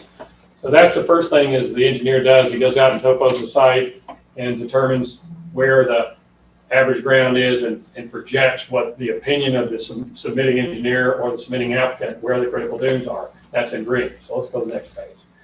So then the next page, you're overlaying on this site plan. This guy wants to build a house, have a driveway and the rest. And so you see that house overlaid in the same drawing with the same topography under it. See the 1,000-foot line. So anything beyond the 1,000-foot line is the dunes there are non-jurisdictional, meaning they're the limits, statutory limits of the dune protection line is 1,000 foot of mean high tide. So everything beyond the red line, there isn't a Dune Protection Act that protects that. It may still be a dune, but it's not regulated. All right, so let's go to the next one. So now when you see on the last one, you see where the house impacts 1,000 foot, and you see the house structure over the green, and you start seeing where they're building the blue there in contour. So I want to concentrate on these blue areas. On the little one on the left side, it says mitigation volume 363 cubic yards, area is this amount. And you see that the contours show how you shape that dune. And I think I'm getting older, but about 8 foot is the bottom contour, and the top contour is like 16. So, if you know where this is, it shouldn't be that hard for somebody on this one to really go and check. This is probably the easiest one. That's right on the corner of Ocean View, and there's like a concrete retaining wall right there along the sidewalk. And so they're building this dune that starts at elevation 8 and tops out at 16. So it's 8 foot tall kind of mound there where they moved all the volume of the dune underneath that house, which doesn't mean necessarily they dug a hole. They probably built their house up on top of it, but they compensated for that by bringing in new fill on those areas. And so somebody has to go back and say, hey, did they actually build it to those elevations? And that's the hard part. is, you start looking around and say, what's my reference point? Did they do that? And so we would just come out after they had shaped it, somebody like Island Construction, and I'll just tell you, good contractors usually call me up and say, hey, you have a shape file for that? Yeah, and I send them the shape file for it when I'm the submitting engineer, They plug it into their graders and the rest, GPS, and it actually, the machine follows the contours that we actually propose. So that's good. But not everybody uses contractors like that. Some of them do it themselves. So anyway, somebody has to come back and verify that it got like that. Now, that could be right after they did it, and it's not vegetated, but it's got hay over it. Because most mitigation we recommend, both submitting it to us to review and us submitting, we try to take the scrapings of materials that have seed stock and that of native vegetation and try to cover that over there. You can't go and just take coastal Bermuda or sod and make it into a nice big pretty yard. It's supposed to use that native vegetation and try to make it look like that. I will tell you, after looking 5 or 10 years down the line, people mowing and the grass and irrigating, oftentimes that non-native vegetation creeps up in there. But again, remember where this is. This is way back in the back of dune protection. It's almost a technicality that they have to do it. The reason for dune protection is for storm protection and for habitat for animals. Well, this far back in the front of this yard, those dunes aren't providing a whole lot of storm protection. That's way up forward. And any self-respecting bug or bunny that's there is going to have a hard time existing right in the middle of somebody's yard. So anyways, you still have to mitigate. There's no way to avoid it, but that's a typical permit. So I'm sorry to maybe be repetitive. So this $1,500 would be, let's say they finish this project, they're finished with all the dune work, and you would get your crew out for $1,500 to confirm it's per plan plus or minus, plus or Make minus. sure, keep using us and we need 200. Let's just say either the city would hire a Okay, survey crew or somebody like that to go out and verify it and would do that and would have collected money from the applicant up front. Or you could make it a requirement for the applicant to actually provide a certification once it's done from a registered surveyor or engineer. Or one of the other thoughts is you could make the contractor do it. Now, the problem is we've got a lot of things going on dunes that we've been trying to figure out how to deal with. We've had some people come in and knock down dunes without any permit at all recently. I get called out, hey, go look at that. What was there? So we start looking at the LiDAR to see what's there and try to figure out how to do something. So one of the things I suggested to the staff was, if a contractor in town goes out there and knocks it down, in this town, contractors should know that you have to have a dune permit for that far forward, certainly Island Construction and some of the other ones do, and they have a contractor's license. So my suggestion to staff was, let's get a staff policy that says, hey, if you go out there and knock down a dune without a permit or restore a dune not to what it was supposed to be and represent it was, get one warning, and then you get your contractor license pulled for 6 months and see if that doesn't wake people up. I don't think real honest contractors would want to lose their ability to do a business for 6 months in town because they were helping out some person with a dune permit. I think you could put pressure on contractors there. Unfortunately, the problems we've been having with people doing it have been homeowners getting their own, going to rent a little piece of equipment and clearing a dune. And I mean, they'll say they didn't know, but we know the people that are doing it, they know, they just do it on a weekend and try to go in there. So we go find them or talk to them or whatever we got to do and make them restore it. So there's some stuff going on right now. The big guys, they don't want to have hassle with the city. They just want to do it and get it done. And even the guy like this that's buying his houses from somewhere else, he just wants to get it done. The ones you have the hardest time tracking down are the little small operators that want to come in and add something and do it themselves. So I think it's the same with proving on dune permits. This guy that went in the dark of night and did it's the same kind of guy that would go and mitigate less than what's on the permit. So we have to have a way to try to go in there. So purpose of this meeting today and what we want to hear from y'all kind of said we want to do it and we don't want it to cost much. I don't know how to do that without just kind of, I don't think the staff can can reasonably go out there and ensure that they're done per the permit. Because, I mean, yes, making sure the vegetation came back, you can go out there and say, yeah, grass is out there. But as far as ensuring the contours are right and the right volumes there, that's A little more technical. it is. You gotta have some data. So I would say to y'all, 3 ways, 4 ways. You kind of do what you've been doing and tell the staff to be more vigilant, try to go out there, and if you have one that's concerned, call us or my competitor in the case I'm submitting and have them go out and check it, which is kind of what we've been doing. Next step up would be have the applicant certify that it's right. I don't know what more that gets you. Have the contractor certify that it's right. I think that's a small step up and doesn't cost you a whole bunch. Or you have, you know, the applicant certify through its engineer or its surveyor that it's right.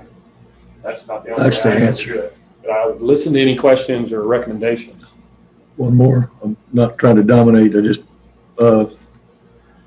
and who's going to go out maybe a year? When are you supposed to go out and look at vegetation? It obviously doesn't happen overnight. Yeah, I mean, I think the staff can do that. And to be honest with you, I don't really remember seeing any. I mean, if we're in an El Nino period like we are now, everything grows all the time. It's not a problem. If you're in a drought period, it can take a long time to revegetate. But by and large, they revegetate. I mean, there's enough seed stock around and the rest that they'll revegetate. And the applicants oftentimes want them to revegetate more than we do because it's blowing all over the yard. So I don't think revegetation has been the big issue. It's questioning whether or not the right volume's there. Did the guy go in at 300 and something cubic yard, 365? So just give you a sense, how many cubic yards are in a dump truck? 60 cubic yard dump truck, so 350 something cubic yards 50 trucks. is a bit. So I think, I'm going to be quiet after this, but I thank you for coming, and I don't think there's going to be a dune condition out there with an individual applicant that whatever they're doing on beachfront at the dune, no matter what, their assets at least worth 1.5 million. And I've lost it, but I divided 1,500 by 1.5 million, and it's 1,000th of the cost of their job. And even the cost of the dune permit right now, if they went to your firm, it's $13,000. So we're talking about a 12% increase for you to do that additional step, $1,500 or whatever that turns out to be. I think my opinion is it's a privilege to be that far forward, and we shouldn't make it easy. I'm not trying to. I mean, our firm has plenty to do. We don't really like dune permits because they're real hard, and that is really a problem right now because everybody is so busy. Everybody's saying we don't want to do it, and people are crying and begging us to do them, and we just, we don't. It's just not our business. But there's nobody else out there besides us and probably Hanson that are doing them. Unless somebody wants to try to do it themselves, and they do, they'll take an example of Hanson or ours and try to do it, and then it takes in review time more than $13,000 worth of time to review somebody else's efforts. So I would recommend that you make the applicant's professional certify that it was done right. And if you have any question on those 1 in 100, then have us go verify that. And if it's wrong, then you charge them for the additional cost to go out there. But I really do think you should have them do it.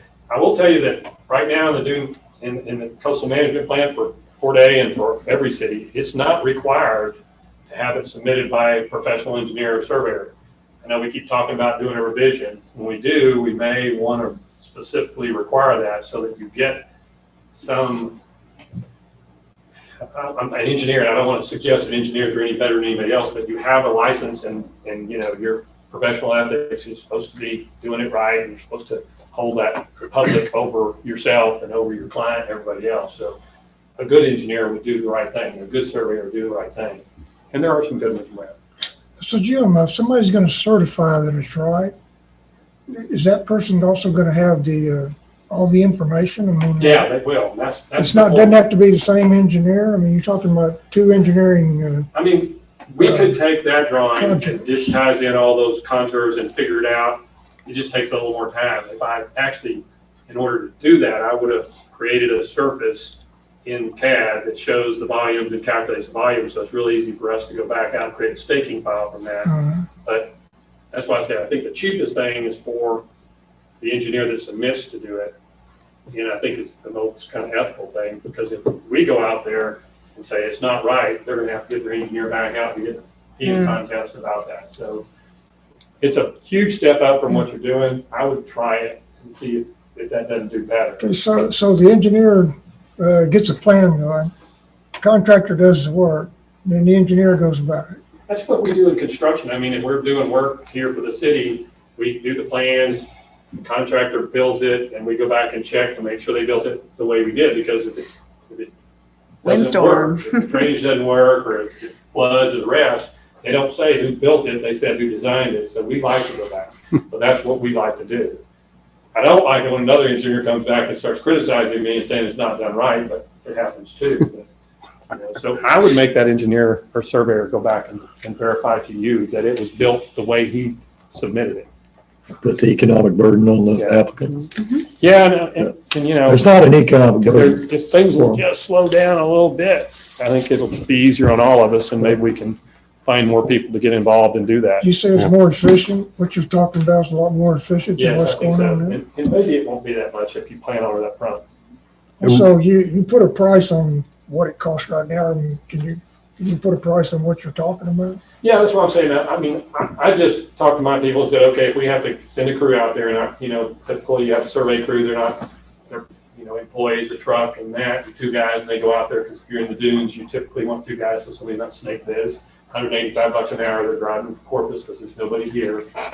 Takes an hour over in the traffic, an hour back, a couple hours on site. You have 4 hours of survey, and then that data now goes to an engineer. He drops it in there into his file, says, yes, it's right, or no, it's not, sends a letter certified to Nicole. It just takes time. Yeah, I agree. It's a privilege if you're able to be there, and if you can't pony up just a few more bucks to make sure that it's checked correctly, then. I agree. Yeah. I don't know if everybody will agree, but I agree. Yeah. And not our money. Yeah. I'm good at spending other people's money. The good thing is, when I'm recommending you do it for somebody else, at least I'm not trying to butter my own. But it affects all of us if it's not done correctly. Yeah. So, I mean, I think it's fair. I would tell you that there has been a lot of criticism about a lot of things tonight here. But with respect to dune permitting and the rest, I mean, I think we've done a pretty good job. I mean, people like and don't like different things, but, we have a very healthy dune system, and we've done a pretty good job of making sure that things get put back, and, that we've got walkovers, and there's debates about that, whether we should or shouldn't, but, it's better than having people traipse through the dunes. And so anyway, I'd be glad to talk to y'all about any of that at another time, but for tonight, this was the issue. And so we'll draft some language about how to do that in the form or something, and shoot it back to you the next time we get a chance. Thank you, Jim. Thank you, Jim. All right. Yeah, Thank you. appreciate it. Thank you. So a question for you, Rick, Nicole, what's the scope of what's remaining left to do for these dune permits? I mean, we're talking about essentially the single family lots, right? For the most part. North of developers. Yeah. But I think I'll we're do talking all about of any. But anything that's. Yeah. But they do that. I mean, the big developments, Well, this I is a would tell massive you, undertaking. they don't certify back to us now. I'd like for them to Okay. certify back to them, and it's just that it's even lesser an impact for them, because The a big cost. subdivision, your dune permit might not be 13, but it's certainly not $13,000 a lot. It's more like, $20,000 or $30,000 for a dune permit, and probably not that much to go back. So I would make everybody Absolutely. certify back to you. And I don't know when we can get it done. Nicole and I talked about it today, whether that needs to be an amendment to the plan. I don't believe so. We set our rates, for what the dune permit application is without amending the plan and the rest. I think it's an administrative thing. Yeah, I think we can do it administratively. And administratively. we may add something in the coastal management plan, but I don't think it's Like on our application form, we might create a certification for the engineer to certify and place it and say that it was constructed in accordance with that. I think the only other big topic is it dune permits submitted now going forward, or dune permits that are still currently active and haven't hit their 3-year mark? So that's just another thing to think about. I think we need to, my opinion would be, you ought to put it in place and make them do it then. For the ones that are there, we still have an obligation to make sure that they're doing it right. It may be that we have to stumble through Stumble those, through and it. look through it. I can help y'all. I'll do whatever I can. If y'all can't figure it out, I'll go out there with you personally, or I'll send a crew out there. But, we've made it done in 95. So it's a few years we've gotten through and haven't had that big a problem. A lender too. I think we can get through. We just need to get it on the books so that we get it done. I have a question for people that are kind of in the know here. How much volume of that kind of thing do you foresee, like in the next 5 years or 10 years? You think it's just bubble's gonna pop, but it's been, And I'm looking right there, I see a bunch of open space. I don't know where the city limit is, but well, I think ultimately, Barney, all of that'll fill in. It'll either be the next 5 years, the next 500 years, I just don't know. But if you look at what we've done since the 60s, it's going along at a pace. It got really fast and everybody gets crazed and then just sits there for 5 years or something and then starts again and comes on back up. We've been in this really, rapid growth for a period of time here. It's only going to take a couple of points of the interest rate, a little pumping of the brakes from the feds is going to change a lot of things. I think it's going to happen. I just don't know if it's going to be this month, this quarter, this year. yeah, somebody's going to be doing this constantly. Yeah, and I think we need to plan as if it'll all develop, whether it develops tomorrow or. Yeah, at least we'll have a plan in place. Protect it, Thank you, Jim. Thank you, Jim. All right, thank you. Appreciate it. May I chime in briefly? And then I know everybody's probably getting to the witching hour. Jim, thank you for coming. This is Chad. I brought this issue up 6 months ago and we've been working through it. And I think you helped solve a lot of things tonight. And I know a lot in city government and city politics right now, everybody's been concentrating heavily on Old Town, but there's still a lot of dune permits that are going to happen over the years south of that are all still within the city scope. So I think what Jim suggested, either having the applicant or the owner certify it, and then most applicants, and Nick's right, I mean, none of these are going to be cheap properties, have the applicant either certify it, but I know if I was in that personal position, I would hire the engineer to give me some backup if I'm going to certify it and could potentially be liable if it wasn't done correctly. So I think you're onto something there. One way or the other, I'd pay an extra $1,500 to make sure you come back out. So when I certify it, that it's done correctly in the end. So I think Last comment we're throwing out here. You probably paid the contractor to do it, so it's, you've already paid for the dirt and doing it right because that's what he bid on. So you part of it is you getting what you asked for or what you paid for. Absolutely. Thank you all. Thank you. Yeah. Thank you. Item 5, Planning and Zoning Commission comments and items for future consideration.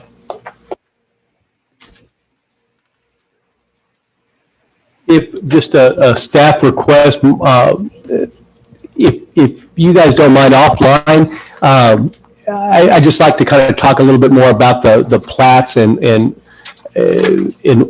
what additional information that you guys want. That I know you cited some things, Marty, and it's hard to catch it all. But if you'll just give me offline, and we just wanted to, if there's more information we can provide or get the applicants to provide, I want to know what just specifically what those pieces were, and we'll try to get better.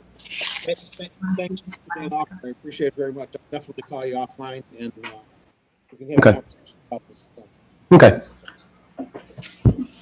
I suggest we close the meeting. You good? Thank you, everybody. Thank you. Good night. Thank you all. Thank you, guys. Appreciate it. You don't have to make a motion for that? We just did. Actually, he doesn't even need a vote. He just declares it. It's like being king. If she wants them. Drive truck. If you want the inside, take it out. I'm good. I've got it. Electronic. Did your binder say